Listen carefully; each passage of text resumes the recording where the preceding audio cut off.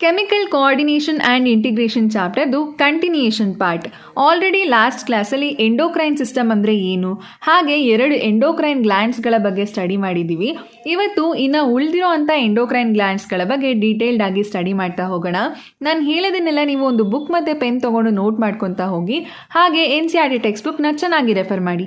Pineal gland located on dorsal side of forebrain. Pineal gland ಎಲ್ಲಿ locate ಆಗಿರುತ್ತೆ ಅಂದರೆ forebrain ರೀಜನ್ನಲ್ಲಿ dorsal side. ಈ ಪಿಕ್ಚರಲ್ಲಿ ನೀವು ಪೀನಿಯಲ್ ಗ್ಲ್ಯಾಂಡ್ನ ಅಬ್ಸರ್ವ್ ಮಾಡ್ಬೋದು.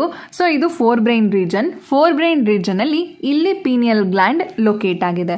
ಡಾರ್ಸಲ್ ಸೈಡ್ ಅಂದರೆ ಬ್ಯಾಕ್ ಸೈಡ್ ಅಂತ. So pineal gland forebrain ರೀಜನ್ನ ಬ್ಯಾಕ್ ಸೈಡ್ ಅಥವಾ ಡಾರ್ಸಲ್ ಸೈಡಲ್ಲಿ ಲೊಕೇಟ್ ಆಗಿರುತ್ತೆ. ಇಲ್ಲಿ ಚಿಕ್ಕ ಸ್ಟ್ರಕ್ಚರ್ ಏನ್ ಕಾಣಿಸ್ತಿದೆ ಇದೇನೆ pineal gland. Secrete hormone called melatonin. Pineal gland ಯಾವ ಹಾರ್ಮೋನ್ನ ಸೆಕ್ರೀಟ್ ಮಾಡುತ್ತೆ ಅಂದರೆ melatonin. Play important role in regulation of 24-hour rhythm of our body. ಮೆಲಟೋನಿಂದು ಮೇನ್ ಫಂಕ್ಷನ್ ಏನು ಅಂದ್ರೆ 24-hour ರಿದಮ್ನ ರೆಗ್ಯುಲೇಟ್ ಮಾಡೋದು. ಇದನ್ನ ನಾವು ಸರ್ಕೇಡಿಯನ್ ರಿದಮ್ ಅಂತ ಹೇಳಿ ಕೂಡ ಕರಿತೀವಿ. ಮೆಲಟೋನಿನ್ ಹಾರ್ಮೋನ್ ನಮ್ಮ ಬಾಡಿಯಲ್ಲಿ ಸರ್ಕೇಡಿಯನ್ ರಿದಮ್ನ ರೆಗ್ಯುಲೇಟ್ ಮಾಡುತ್ತೆ ಅಲ್ವಾ. ಸರ್ಕೇಡಿಯನ್ ರಿದಮಿಗೆ ಬೆಸ್ಟ್ ಎಕ್ಸಾಂಪಲ್ ಅಂದ್ರೆ ಸ್ಲೀಪ್ ಸೈಕಲ್ ಹಾಗೆ ವೇಕಪ್ ಸೈಕಲ್. ಹಾಗೆ ಮೆಲಟೋನಿನ್ ಹಾರ್ಮೋನ್ ಮೆನ್ಸ್ಟ್ರುವಲ್ ಸೈಕಲ್ ಆಗಿರ್ಬೋದು, ಪಿಗ್ಮೆಂಟೇಷನ್, ಬಾಡಿ ಟೆಂಪರೇಚರ್ನ ಕೂಡ ರೆಗ್ಯುಲೇಟ್ ಮಾಡುತ್ತೆ. Next thyroid gland composed of 2 lobes. Thyroid gland 2 lobes ಇಂದ ಕಂಪೋಸ್ಡ್ ಆಗಿರುತ್ತೆ. ಈ ಪಿಕ್ಚರಲ್ಲಿ ನೀವು ಅಬ್ಸರ್ವ್ ಮಾಡ್ಬೋದು, ಇದು ಒಂದು ಲೋಬ್ ಹಾಗೆ ಇದು ಇನ್ನೊಂದು ಲೋಬ್. ಈ ರೀತಿಯಾಗಿ 2 ಲೋಬ್ಸ್ ಇಂದ ಥೈರಾಯ್ಡ್ ಗ್ಲ್ಯಾಂಡ್ ಕಂಪೋಸ್ಡ್ ಆಗಿರುತ್ತೆ. Located on either side of trachea. Thyroid gland ಏನಾಗಿರುತ್ತೆ ಅಂದರೆ ಟ್ರೇಕಿಯಾದ 2 ಸೈಡ್ ಲೊಕೇಟ್ ಆಗಿರುತ್ತೆ. ಟ್ರೇಕಿಯಾ ಅಂದರೆ ಇದನ್ನು ನಾವು ಕಾಮನ್ ಆಗಿ ವಿಂಡ್ ಪೈಪ್ ಅಂತ ಹೇಳಿ ಕರಿತೀವಿ. ಈ ಟ್ರೇಕಿಯಾ ಏನು ಮಾಡುತ್ತೆ ಅಂದರೆ ಏರ್ನ ತಗೊಬಂದು ಲಂಗ್ಸಿಗೆ ಕೊಡುತ್ತೆ, ಹಾಗೆ ಲಂಗ್ಸಿಂದ ಏರ್ನ ಕ್ಯಾರಿ ಮಾಡಿಕೊಂಡು ತಗೊಂಡೋಗುತ್ತೆ. ಥೈರಾಯ್ಡ್ ಗ್ಲ್ಯಾಂಡು ಟ್ರೇಕಿಯಾದ 2 ಸೈಡಲ್ಲಿ ಒಂದೊಂದು ಲೋಬ್ ಲೊಕೇಟ್ ಆಗಿರುತ್ತೆ. Both lobes are interconnected with a thin flap of connective tissue called isthmus. 2 lobes ಏನಾಗಿರುತ್ತೆ ಅಂದರೆ ಒಂದು ಥಿನ್ ಕನೆಕ್ಟಿವ್ ಟಿಶ್ಯೂ ಫ್ಲಾಪ್ ಇಂದ ಇಂಟರ್ ಕನೆಕ್ಟೆಡ್ ಆಗಿರುತ್ತೆ. ಈ ಪಿಕ್ಚರಲ್ಲಿ ನೀವು ಇಸ್ತಮಸ್ನ ಅಬ್ಸರ್ವ್ ಮಾಡ್ಬೋದು. ಇದು isthmus, thin flap of connective tissue. ಇದೇನು ಮಾಡುತ್ತೆ ಅಂದರೆ 2 ಲೋಬ್ಸ್ಗಳನ್ನು ಒಂದಕ್ಕೊಂದು ಕನೆಕ್ಟ್ ಮಾಡುತ್ತೆ. Thyroid gland is composed of follicles and stromal tissue. Thyroid gland ಏನಾಗಿರುತ್ತೆ ಅಂದರೆ ಫಾಲಿಕಲ್ಸ್ ಹಾಗೆ ಸ್ಟ್ರೋಮಲ್ ಟಿಶ್ಯೂ ಇಂದ ಕಂಪೋಸ್ಡ್ ಆಗಿರುತ್ತೆ. ಅಂದರೆ ಫಾಲಿಕಲ್ಸ್ ಮತ್ತು ಸ್ಟ್ರೋಮಲ್ ಟಿಶ್ಯೂ ಸೇರಿಕೊಂಡು ಥೈರಾಯ್ಡ್ ಗ್ಲ್ಯಾಂಡ್ನ ಫಾರ್ಮೇಷನ್ ಮಾಡಿಕೊಟ್ಟಿರುತ್ತೆ. Each thyroid follicle is composed of follicular cells enclosing a cavity. So ಫಾಲಿಕಲ್ಸ್ಗಳು ಅಂದರೆ ಥೈರಾಯ್ಡ್ ಗ್ಲ್ಯಾಂಡಲ್ಲಿ ಇರೋವಂಥ ಒಂದೊಂದು ಫಾಲಿಕಲ್ಸ್ಗಳು ಕೂಡ ಫಾಲಿಕ್ಯುಲಾರ್ ಸೆಲ್ಸ್ ಇಂದ ಫಾರ್ಮೇಷನ್ ಆಗಿರುತ್ತೆ. ಆ ಒಂದು ಫಾಲಿಕ್ಯುಲಾರ್ ಸೆಲ್ಸ್ನ ಒಳಗಡೆ ಕ್ಯಾವಿಟಿ ಪ್ರೆಸೆಂಟ್ ಇರುತ್ತೆ. ಈ ಪಿಕ್ಚರಲ್ಲಿ ನೀವು ಥೈರಾಯ್ಡ್ ಗ್ಲ್ಯಾಂಡಲ್ಲಿ ಇರೋಂಥ ಫಾಲಿಕಲ್ ಹಾಗೆ ಫಾಲಿಕ್ಯುಲಾರ್ ಸೆಲ್ಸ್ಗಳನ್ನೆಲ್ಲ ಅಬ್ಸರ್ವ್ ಮಾಡ್ಬೋದು. ಇದು ಫಾಲಿಕಲ್ಸ್ಗಳು. ಫಾಲಿಕಲ್ನ ಸುತ್ತ ಈ ರೀತಿಯಾಗಿ ಸ್ಟ್ರೋಮಲ್ ಟಿಶ್ಯೂ ಪ್ರೆಸೆಂಟ್ ಇರುತ್ತೆ. ಸ್ಟ್ರೋಮಲ್ ಟಿಶ್ಯೂ ಏನು ಮಾಡುತ್ತೆ ಅಂದರೆ ಫಾಲಿಕಲ್ಸ್ಗಳನ್ನೆಲ್ಲ ಹೋಲ್ಡ್ ಮಾಡಿ ಇಟ್ಕೊಂಡಿರುತ್ತೆ, ಹಾಗೆ ಅದಕ್ಕೆ ಸಪೋರ್ಟ್ನ ಪ್ರೊವೈಡ್ ಮಾಡುತ್ತೆ. ಪ್ರತಿ ಫಾಲಿಕಲಲ್ಲೂ ಕೂಡ ಫಾಲಿಕ್ಯುಲಾರ್ ಸೆಲ್ಸ್ಗಳು ಪ್ರೆಸೆಂಟ್ ಇರುತ್ತೆ. ಇಲ್ಲಿ ಬ್ಲೂ ಕಲರಲ್ಲಿ ನೀವು ಏನು ಸೆಲ್ಸ್ಗಳನ್ನು ಅಬ್ಸರ್ವ್ ಮಾಡ್ತಿದ್ದೀರಾ ಇದನ್ನೇ ನಾವು ಫಾಲಿಕ್ಯುಲಾರ್ ಸೆಲ್ಸ್ ಅಂತ ಹೇಳಿ ಕರಿತೀವಿ. ಫಾಲಿಕ್ಯುಲಾರ್ ಸೆಲ್ನ ಒಳಗಡೆ ಕ್ಯಾವಿಟಿ ಪ್ರೆಸೆಂಟ್ ಇರುತ್ತೆ. Next hypothyroidism. ಇಲ್ಲಿ ಹೈಪೋ ಅಂದರೆ ಲೋ ಅಂತ. ಓಕೆ, ಸೊ ಕಮ್ಮಿ ಪ್ರಮಾಣದಲ್ಲಿ ಥೈರಾಯ್ಡ್ ಹಾರ್ಮೋನ್ ಪ್ರೊಡ್ಯೂಸ್ ಆದರೆ ಆ ಒಂದು ಕಂಡೀಷನ್ ನಾವು ಹೈಪೋಥೈರಾಯ್ಡಿಸಮ್ ಅಂತ ಹೇಳಿ ಕರಿತೀವಿ. Iodine is essential for normal rate of hormone synthesis in thyroid. Thyroid ಗ್ಲ್ಯಾಂಡಲ್ಲಿ ನಾರ್ಮಲ್ ರೇಟಲ್ಲಿ ಹಾರ್ಮೋನ್ಸ್ಗಳು ಸಿಂಥಸಿಸ್ ಆಗಬೇಕು ಅಂದರೆ ಅದಕ್ಕೆ ಅಯೋಡಿನ್ ಬೇಕು. Deficiency of iodine in diet leads to hypothyroidism. So ನಾವು ತಿನ್ನುವಂಥ ಡಯೆಟ್ ಅಂದರೆ ನಮ್ಮ ಒಂದು ಊಟದಲ್ಲಿ ಅಯೋಡಿನ್ನ ಪ್ರಮಾಣ ಕಮ್ಮಿ ಆದರೆ ಅದರಿಂದ ಏನು ಕಾಸ್ ಆಗುತ್ತೆ ಅಂದರೆ ಹೈಪೋಥೈರಾಯ್ಡಿಸಮ್ ಕಾಸ್ ಆಗುತ್ತೆ. Next goitre, enlargement of thyroid gland commonly called goitre. So thyroid gland enlarge ಆದರೆ ಆ ಒಂದು ಕಂಡೀಷನ್ನ ನಾವು ಗಾಯ್ಟರ್ ಅಂತ ಹೇಳಿ ಕರಿತೀವಿ. ಸೊ ನೀವು ಈ ಪಿಕ್ಚರಲ್ಲಿ ಅಬ್ಸರ್ವ್ ಮಾಡ್ಬೋದು, ಇಲ್ಲಿ ಥೈರಾಯ್ಡ್ ಗ್ಲ್ಯಾಂಡ್ ಎನ್ಲಾರ್ಜ್ ಆಗಿದೆ. ಸೊ ಅದು ನೋಡೋದಕ್ಕೆ ಈ ರೀತಿಯಾಗಿ ಕಾಣಿಸುತ್ತೆ. ಗಾಯ್ಟರ್ ಯಾಕೆ ಕಾಸ್ ಆಗುತ್ತೆ ಅಂದರೆ ಅಯೋಡಿನ್ ಡಿಫಿಷಿಯನ್ಸಿ ಅಥವಾ ಥೈರಾಯ್ಡ್ ಹಾರ್ಮೋನ್ ಇಂಬ್ಯಾಲೆನ್ಸ್ ಆದಾಗ ಈ ಒಂದು ಗಾಯ್ಟರ್ ಕಾಸ್ ಆಗುತ್ತೆ. Hypothyroidism during pregnancy. ಸೊ ಪ್ರೆಗ್ನೆನ್ಸಿಯ ಟೈಮಲ್ಲಿ ಹೈಪೋಥೈರಾಯ್ಡಿಸಮ್ ಕಂಡೀಷನ್ ಕಾಸ್ ಆದರೆ ಏನೇನಾಗತ್ತೆ ಅಂತ ನೋಡ್ತಾ ಹೋಗೋಣ.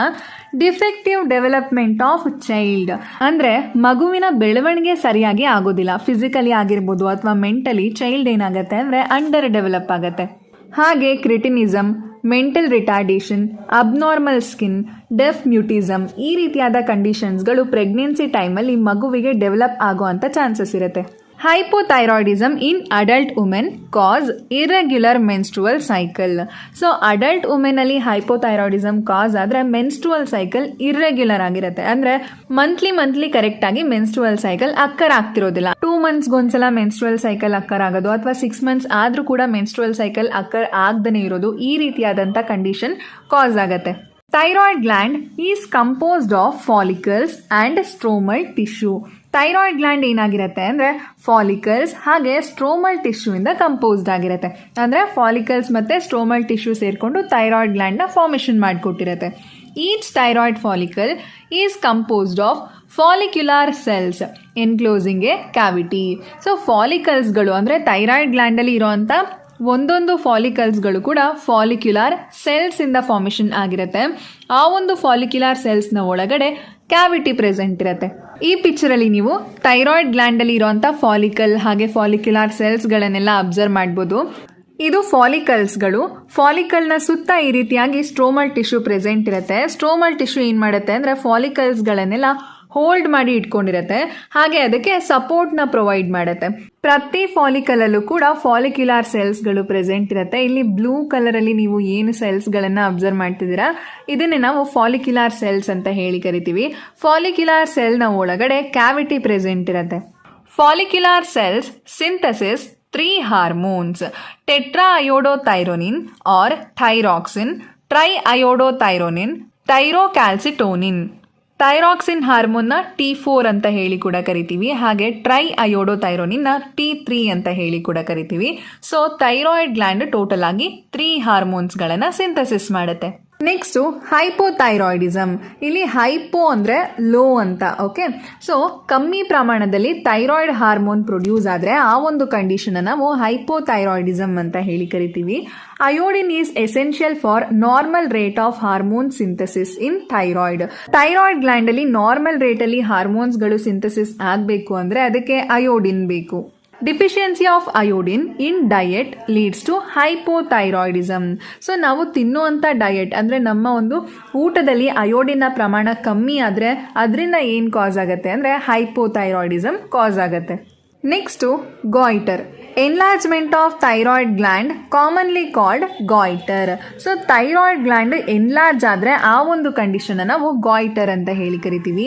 ಸೊ ನೀವು ಈ ಪಿಕ್ಚರಲ್ಲಿ ಅಬ್ಸರ್ವ್ ಮಾಡ್ಬೋದು, ಇಲ್ಲಿ ಥೈರಾಯ್ಡ್ ಗ್ಲ್ಯಾಂಡ್ ಎನ್ಲಾರ್ಜ್ ಆಗಿದೆ. ಸೊ ಅದು ನೋಡೋದಕ್ಕೆ ಈ ರೀತಿಯಾಗಿ ಕಾಣಿಸುತ್ತೆ.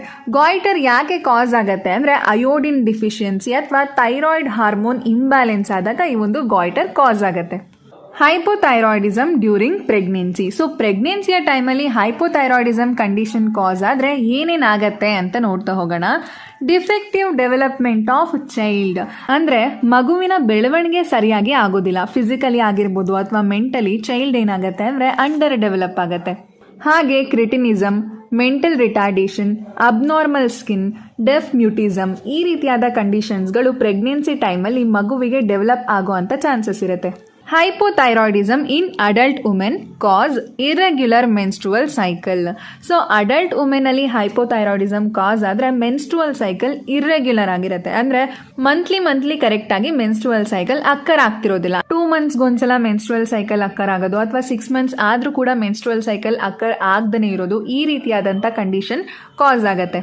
Next hyperthyroidism. Rate of synthesis and secretion of thyroid hormone increases to abnormal level. ಸೊ ಹೈಪರ್ಥೈರಾಯ್ಡಿಸಮ್ ಅಲ್ಲಿ ಏನಾಗುತ್ತೆ ಅಂದರೆ ಥೈರಾಯ್ಡ್ ಹಾರ್ಮೋನ್ ನಾರ್ಮಲ್ ರೇಟ್ಗಿಂತ ಜಾಸ್ತಿ ಪ್ರೊಡ್ಯೂಸ್ ಆಗೋದಕ್ಕೆ ಸ್ಟಾರ್ಟ್ ಆಗುತ್ತೆ. ಹೈಪೋಥೈರಾಯ್ಡಿಸಮ್ ಅಲ್ಲಿ ಏನಾಗ್ತಿತ್ತು, ನಾರ್ಮಲ್ ರೇಟ್ಗಿಂತ ಥೈರಾಯ್ಡ್ ಹಾರ್ಮೋನ್ ಕಮ್ಮಿ ಪ್ರೊಡ್ಯೂಸ್ ಆಗ್ತಿತ್ತು. ಹೈಪರ್ ಥೈರಾಯ್ಡಿಸಮ್ ಅಲ್ಲಿ ಏನಾಗುತ್ತೆ ಅಂದರೆ ನಾರ್ಮಲ್ ರೇಟ್ಗಿಂತ ಜಾಸ್ತಿ ಪ್ರೊಡ್ಯೂಸ್ ಆಗುತ್ತೆ. ಇಲ್ಲಿ ಹೈಪರ್ ಅಂದರೆ ಹೈ ಅಂತ. ಎಕ್ಸೋಥಾಲ್ಮಿಕ್ ಗಾಯ್ಟರ್, ಇದನ್ನ ಗ್ರೇವ್ಸ್ ಡಿಸೀಸ್ ಅಂತ ಹೇಳಿ ಕೂಡ ಕರೀತಾರೆ. ಫಾರ್ಮ್ ಆಫ್ ಹೈಪರ್ ಥೈರಾಯ್ಡಿಸಮ್ ಅಂದರೆ ಇದು ಹೈಪರ್ ಥೈರಾಯ್ಡಿಸಮ್ನ ಒಂದು ಫಾರ್ಮ್. ಯಾವಾಗ ಥೈರಾಯ್ಡ್ ಹಾರ್ಮೋನ್ ನಾರ್ಮಲ್ ರೇಟ್ಗಿಂತ ಜಾಸ್ತಿ ಪ್ರೊಡ್ಯೂಸ್ ಆಗುತ್ತೆ ಆಗ ಎಕ್ಸೋಥಾಲ್ಮಿಕ್ ಗಾಯ್ಟರ್ ಡಿಸೀಸ್ ಕಾಸ್ ಆಗುತ್ತೆ. Enlargement of thyroid gland. So ಈ ಒಂದು ಕಂಡೀಷನಲ್ಲಿ ಏನಾಗುತ್ತೆ ಅಂದರೆ ಥೈರಾಯ್ಡ್ ಗ್ಲ್ಯಾಂಡ್ ಎನ್ಲಾರ್ಜ್ ಆಗುತ್ತೆ. ಪ್ರೊಟ್ರೋಷನ್ ಆಫ್ ಐಬಾಲ್ ಅಂದರೆ ನಮ್ಮ ಐಸ್ ಒಳಗಡೆ ಇರೋಂಥ ಐಬಾಲ್ ಐಸಿಂದ ಆಚೆ ಬರ್ತಿದ್ಯೇನೋ ಅನ್ನೋ ರೀತಿ ಅಪಿಯರ್ ಆಗುತ್ತೆ. Increased basal metabolic rate. So ಯಾವಾಗ ಎಕ್ಸೋಥಾಲ್ಮಿಕ್ ಗಾಯ್ಟರ್ ಕಾಸ್ ಆಗುತ್ತೆ ಆಗ ಮೆಟಬಾಲಿಕ್ ರೇಟ್ ಜಾಸ್ತಿ ಆಗುತ್ತೆ. ಅಂದರೆ ರೆಸ್ಟಲ್ಲಿ ಇದ್ದಾಗಲೂ ಕೂಡ ನಾರ್ಮಲ್ ಬಾಡಿ ಫಂಕ್ಷನ್ನ ಮೇಂಟೈನ್ ಮಾಡೋದಕ್ಕೆ ನಮ್ಮ ಬಾಡಿ ಜಾಸ್ತಿ ಎನರ್ಜಿನ ಯೂಸ್ ಮಾಡ್ಕೊಳ್ಳೋದಾಗಿರ್ಬೋದು, ಅಥವಾ ಚಿಕ್ಕ ಕೆಲಸ ಮಾಡೋದಕ್ಕೂ ಕೂಡ ನಮ್ಮ ಬಾಡಿ ಏನು ಮಾಡುತ್ತೆ ಅಂದರೆ ಜಾಸ್ತಿ ಎನರ್ಜಿನ ಯುಟಿಲೈಸ್ ಮಾಡ್ಕೊಳ್ಳುತ್ತೆ. ಹಾಗೆ next weight loss. So person ಏನಾಗ್ತಾ ಬರ್ತಾರೆ ಅಂದರೆ ವೆಯ್ಟ್ನ ಲಾಸ್ ಮಾಡ್ಕೊತಾ ಬರ್ತಾರೆ. Functions of thyroid hormones. So ಇವಾಗ ಥೈರಾಯ್ಡ್ ಹಾರ್ಮೋನ್ಸ್ಗಳ ಫಂಕ್ಷನ್ ಏನು ಅನ್ನೋದನ್ನ ತಿಳ್ಕೊತಾ ಹೋಗೋಣ. Regulates basal metabolic rate. Basal metabolic rate ಅಂತ ಹೇಳಿದ್ರೆ ನಮ್ಮ ಬಾಡಿಯಲ್ಲಿ ನಡೆಯುವಂಥ ಫಂಕ್ಷನ್ಸ್ಗಳು ಲೈಕ್ ಬ್ರೀತಿಂಗ್ ಆಗಿರ್ಬೋದು, body temperature, blood pressure. So ಈ ರೀತಿಯಾದ ಫಂಕ್ಷನ್ಸ್ಗಳನ್ನು ಮೇಂಟೈನ್ ಮಾಡೋದಕ್ಕೆ ನಮ್ಮ ಬಾಡಿ ಎಷ್ಟು ಎನರ್ಜಿನ ಯುಟಿಲೈಸ್ ಮಾಡ್ಕೊಳ್ಳುತ್ತೆ ಅದನ್ನು ನಾವು ಬೇಸಲ್ ಮೆಟಬಾಲಿಕ್ ರೇಟ್ ಅಂತ ಹೇಳಿ ಕರಿತೀವಿ. ಸೊ ಈ ಒಂದು ಬೇಸಲ್ ಮೆಟಬಾಲಿಕ್ ರೇಟ್ನ ಥೈರಾಯ್ಡ್ ಹಾರ್ಮೋನ್ಸ್ ಏನು ಮಾಡುತ್ತೆ, ರೆಗ್ಯುಲೇಟ್ ಮಾಡುತ್ತೆ. Supports process of RBC formation. RBC ಅಂದರೆ ರೆಡ್ ಬ್ಲಡ್ ಸೆಲ್ ಫಾರ್ಮೇಷನ್ಗೂ ಕೂಡ ಈ ಒಂದು ಥೈರಾಯ್ಡ್ ಹಾರ್ಮೋನ್ಸು ಸಪೋರ್ಟ್ ಮಾಡುತ್ತೆ. Control metabolism of carbohydrates, proteins, fats. So carbohydrates ಆಗಿರ್ಬೋದು, ಪ್ರೋಟೀನ್ ಹಾಗೆ ಫ್ಯಾಟ್ಸ್ ಇದರ ಒಂದು ಮೆಟಬಾಲಿಸಮ್ನ ಕಂಟ್ರೋಲ್ ಮಾಡುತ್ತೆ. Maintains water and electrolyte balance. So ನಮ್ಮ ಬಾಡಿಯಲ್ಲಿ ವಾಟರ್ ಹಾಗೆ ಎಲೆಕ್ಟ್ರೋಲೈಟ್ಸ್ ಬ್ಯಾಲೆನ್ಸ್ಗಳನ್ನು ಮೇಂಟೈನ್ ಮಾಡೋದಕ್ಕೆ ಹೆಲ್ಪ್ ಮಾಡುತ್ತೆ.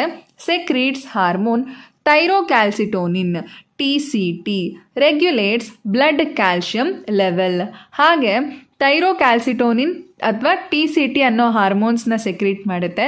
ಇದೇನು ಮಾಡುತ್ತೆ ಅಂದರೆ ಬ್ಲಡ್ಡಲ್ಲಿ ಕ್ಯಾಲ್ಶಿಯಂ ಲೆವೆಲ್ನ ರೆಗ್ಯುಲೇಟ್ ಮಾಡುತ್ತೆ. ಸೊ ಇದಿಷ್ಟು ಥೈರಾಯ್ಡ್ ಹಾರ್ಮೋನ್ಸ್ನ ಫಂಕ್ಷನ್. ತುಂಬ ಸಿಂಪಲ್ ಆಗಿದೆ. Parathyroid gland present on back side of thyroid gland. Parathyroid gland ಎಲ್ಲಿರುತ್ತೆ ಅಂದರೆ ಥೈರಾಯ್ಡ್ ಗ್ಲ್ಯಾಂಡ್ನ ಹಿಂದೆ ಇರುತ್ತೆ. ಸೊ ಈ ಪಿಕ್ಚರಲ್ಲಿ ನೀವು ಅಬ್ಸರ್ವ್ ಮಾಡ್ಬೋದು, ಇದು back view of thyroid gland. Okay, ಈ ಸ್ಟ್ರಕ್ಚರ್ಗಳನ್ನು ನಾವು ಪ್ಯಾರಾಥೈರಾಯ್ಡ್ ಗ್ಲ್ಯಾಂಡ್ ಅಂತ ಹೇಳಿ ಕರಿತೀವಿ. One pair on each lobe. So ಒಂದು ಪೇರ್ ಪ್ಯಾರಾಥೈರಾಯ್ಡ್ ಗ್ಲ್ಯಾಂಡ್ ಒಂದು ಥೈರಾಯ್ಡ್ ಲೋಬ್ನ ಮೇಲೆ ಪ್ರೆಸೆಂಟ್ ಇರುತ್ತೆ. ಓಕೆ, ನೀವು ಇಲ್ಲಿ ಅಬ್ಸರ್ವ್ ಮಾಡ್ಬೋದು. ನೋಡಿ, ಇದು ಒಂದು ಲೋಬ್. ಒಂದು ಥೈರಾಯ್ಡ್ ಲೋಬಲ್ಲಿ ಎರಡು ಪ್ಯಾರಾಥೈರಾಯ್ಡ್ ಗ್ಲ್ಯಾಂಡ್ ಇದೆ. ಹಾಗೆ ಈ ಸೈಡ್ ಕೂಡ ಇನ್ನೊಂದು ಥೈರಾಯ್ಡ್ ಲೋಬಲ್ಲಿ ಎರಡು ಪ್ಯಾರಾಥೈರಾಯ್ಡ್ ಗ್ಲ್ಯಾಂಡ್ ಇದೆ. ಸೊ ಎರಡು ಪ್ಯಾರಾಥೈರಾಯ್ಡ್ ಗ್ಲ್ಯಾಂಡ್ನ ನಾವು ಒನ್ ಪೇರ್ ಅಂತ ಹೇಳಿ ಕರಿತೀವಿ. Secretes peptide hormone called parathyroid hormone PTH. So parathyroid gland parathyroid ಹಾರ್ಮೋನ್ನ ಸೆಕ್ರೀಟ್ ಮಾಡುತ್ತೆ. ಅದನ್ನು ಶಾರ್ಟ್ ಆಗಿ PTH ಅಂತ ಹೇಳಿ ಕರಿತೀವಿ. Functions of parathyroid hormone. So ಇವಾಗ ಪ್ಯಾರಾಥೈರಾಯ್ಡ್ ಹಾರ್ಮೋನ್ದು ಫಂಕ್ಷನ್ಸ್ಗಳೇನು ಅಂತ ತಿಳ್ಕೊಳ್ಳೋಣ. Hypercalcemic hormone increases calcium level in blood. So parathyroid ಹಾರ್ಮೋನ್ನ ಹೈಪರ್ ಕ್ಯಾಲ್ಸಿಮಿಕ್ ಹಾರ್ಮೋನ್ ಅಂತ ಹೇಳಿ ಕರೀತಾರೆ. ಯಾಕೆ ಅಂದರೆ ಇದು ಬ್ಲಡ್ಡಲ್ಲಿ ಕ್ಯಾಲ್ಶಿಯಂ ಲೆವೆಲ್ನ ಇನ್ಕ್ರೀಸ್ ಮಾಡುತ್ತೆ. ಆದ್ದರಿಂದ ಇದನ್ನು ಹೈಪರ್ ಕ್ಯಾಲ್ಸಿಮಿಕ್ ಹಾರ್ಮೋನ್ ಅಂತ ಹೇಳಿ ಕರೀತಾರೆ. Acts on bone, stimulates dissolution of bones. Calcium ಎಲ್ಲ ಏನಾಗಿರುತ್ತೆ ಅಂದರೆ ಬೋನ್ಸಲ್ಲಿ ಸ್ಟೋರ್ ಆಗಿರುತ್ತೆ. ಯಾವಾಗ ಪ್ಯಾರಾಥೈರಾಯ್ಡ್ ಹಾರ್ಮೋನು ಬೋನ್ಸ್ನ ಮೇಲೆ ಆ್ಯಕ್ಟ್ ಮಾಡುತ್ತೆ ಆವಾಗ ಬೋನ್ಸ್ ಡಿಸಾಲ್ವ್ ಆಗಿ ಬ್ಲಡ್ಡಿಗೆ ಕ್ಯಾಲ್ಶಿಯಂನ ರಿಲೀಸ್ ಮಾಡುತ್ತೆ. Stimulates reabsorption of calcium by renal tubules. ಹಾಗೆ PTH ಹಾರ್ಮೋನ್ ಏನು ಮಾಡುತ್ತೆ ಅಂದರೆ ರೀನಲ್ ಟಿಬ್ಯೂಲ್ಸ್ಗಳು, ಕಿಡ್ನಿಯಲ್ಲಿ ರೀನಲ್ ಟಿಬ್ಯೂಲ್ಸ್ ಇರುತ್ತೆ ಅಲ್ವಾ, ಅದು ಕ್ಯಾಲ್ಶಿಯಂನ ರೀಅಬ್ಸಾರ್ಬ್ ಮಾಡ್ಕೊಳ್ಳೋ ಹಾಗೆ ಮಾಡುತ್ತೆ.